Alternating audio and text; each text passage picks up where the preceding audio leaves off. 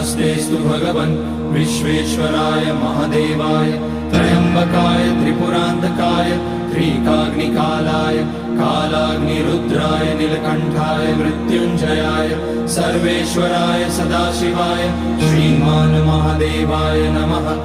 ॐ नमः शम्भवाय च मयोभवाय च नमः शङ्कराय च मयस्कराय च नमः शिवाय च शिवतराय च।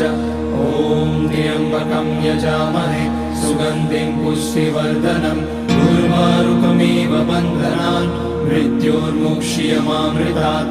नागेन्द्रहाराय त्रिलोचनाय भस्माङ्गराय